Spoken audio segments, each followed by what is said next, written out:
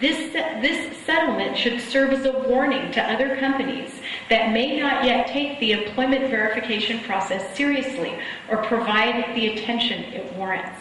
And this was by the special agent.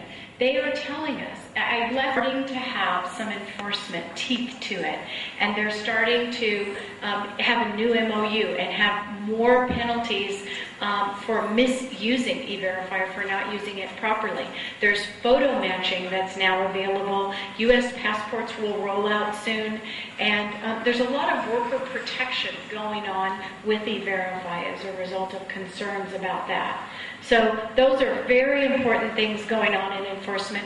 Also, there's trends that each of the states are creating their own laws in immigration and their own enforcement rules, which is making it even more difficult for a company doing business just in one country, like the United States, and that they have to look at different rules in different states as they onboard people, as they bring people around. We've worked with large companies who bring people in from India. When do you E-Verify? When do you abide by a state rule? Is it if the person touches the state? Are they really hired in the state? If they're hired here and they move there, what are the enforcement rules? There's a lot of questions that relate to sending people abroad and how the state rules affect the people that may have already been hired but are simply being transferred there. The Supreme Court is going to hear cases where there's a challenge. Should the federal government or the state have those rules?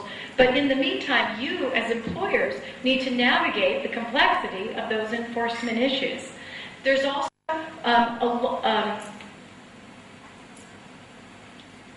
fraud detection and national security visits.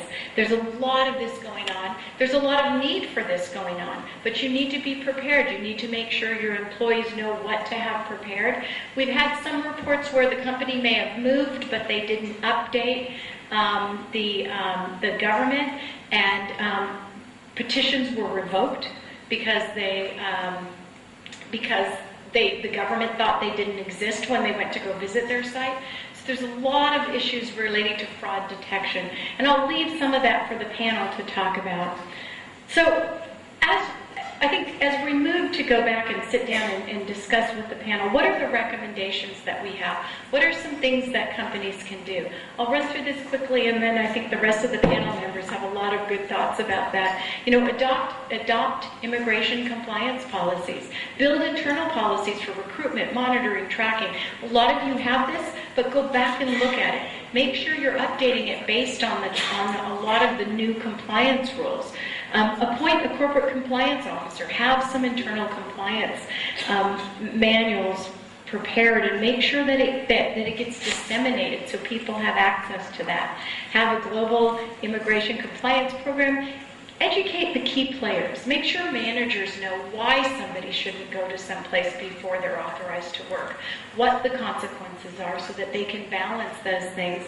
And plan strategically for the destination, because at the end of the day, we know business drives why we're here. We have to make it possible for business to continue to go. Despite all of the pitfalls we have here, we have to be able to navigate that way and help business to continue to work. So with that,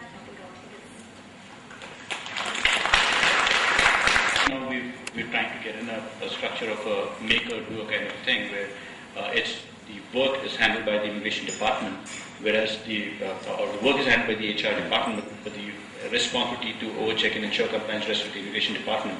So there is one team overlooking the work of the other. And one thing we're trying to move to is an area where we're trying to see if setting up a separate compliance cell for various other parameters included, but that being a lot more dedicated focus in this area. While I thought I'd tap on the expertise of Cynthia and Rami on the particular point. Well, I'm sure there's a question a lot of people in the audience have. Are there some extra things or something specific which companies which have more than 15% of the workers on H1 or H1B dependent employees, or a consolidated number of 50% on H&L, are they specially in focus, or are they things they need to do differently to be, or the threshold much higher for them? Is it that way? Actually, I like your idea of an independent objective. department. Sorry, Cynthia. I think having sometimes there are internal conflicts, and there's a lot of pressure to drive profit. Sometimes you need an outside break or an independent break or department to be with it.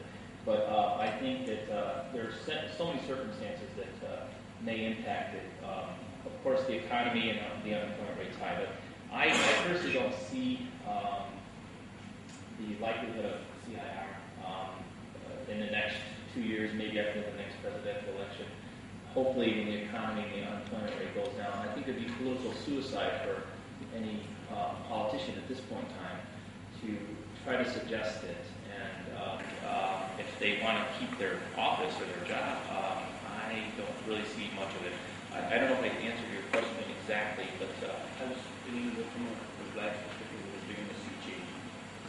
I believe absolutely. I think the Grassley-Durbin bill was looking to actually prohibit any company from filing any H-1s or Ls if 50% of your workforce is basically are non-immigrants or foreign workers. And I, 2 years ago, I would have probably said, oh God, that's probably never going to go through. But now, I mean, who would have imagined that they could increase the fee by $2,000? And it happened so quickly. Quite remarkable what Schumer had done. And I think the Fox is going to talk about it later. What's it going to Just really quickly, I think we need to protect the country from itself. Because I think that in a downturn, the economic downturn, there's going to be some rash decisions made. Things will go through Congress, especially with the recent elections in the way, and then they're going to be stuck with some really bad rules that will help the United States decline economically and not be a leader. And I think we need to be there to help protect it from itself, because we want the U.S. to continue to be able to be part of the world economy and not shut itself off like it could potentially. Congress and other folks to understand that better. I think it's going to be what you all have to do. A lot of education, a lot of serious education, and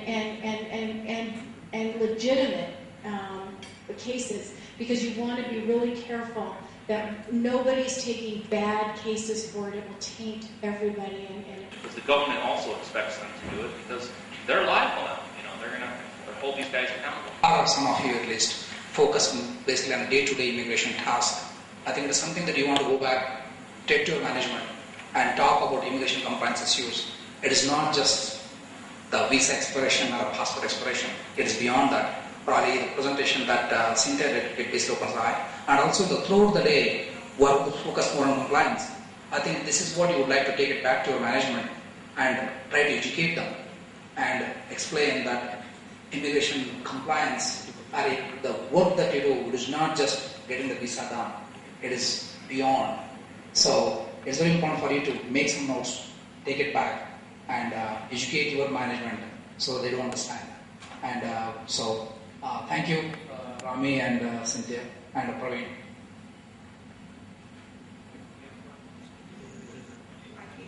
Okay.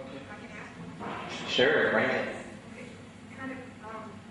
My name is Stephanie Shakeman from Wipro, and it's a combination of a point that Rami made about management and large corporations not being able to keep the overview on what's going on down at the field level, and what Cynthia mentioned about an increase in scrutinization on the parts of agencies in the United States, but also in country, say here in India. Are there indicators, are there common indicators that people working in is coming under closer scrutiny? How do you educate the senior management to take these indicators seriously? And then once you start seeing an increase in refusals of work permit applications, visas, denials at port of entry and so forth, is there some recommendation that you have how to work with these huge agencies as partners to change your course of action to be more in compliance before the company is in serious trouble?